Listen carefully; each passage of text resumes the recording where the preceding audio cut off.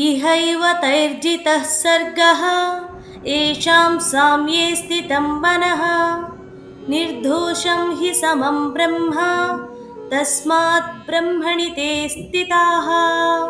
పద అర్థం చూద్దాం రండి. ఇహ ఏవ ఇక్కడే, ఈ జన్మలోనే, తైః జితః సర్గః వారు సృష్టిని జయించారు, జనన మరణ చక్రాన్ని దాటారు. ఏషాం సామ్యే స్థితం మనః ఎవరి మనస్సు సమత్వంతో నిలిచిందో, నిర్దోషం హి సమం బ్రహ్మ బ్రహ్మం దోషరహితం సమంగా ఉంటుంది.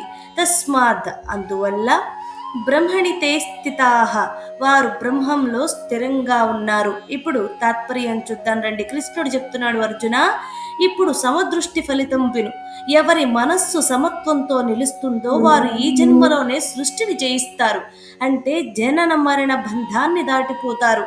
అర్జున ఎందుకు ఇలా జరుగుతుంది అంటే, ఎందుకంటే బ్రహ్మం స్వభావం ఏమిటంటే అది సమంగా ఉంటుంది, దోషం లేకుండా ఉంటుంది. అందుకే సమత్వంలో జీవించేవాడు బ్రహ్మ స్వభావాన్ని పొందుతాడు. అర్జున, మనస్సు ఎలా ఉంటే మన స్థితి అలాగే ఉంటుంది. సమత్వం ఉంటే విముక్తి వస్తుంది అని కృష్ణుడు అర్జునుడికి అలాగే మనకి కూడా తెలియజేస్తున్నారు.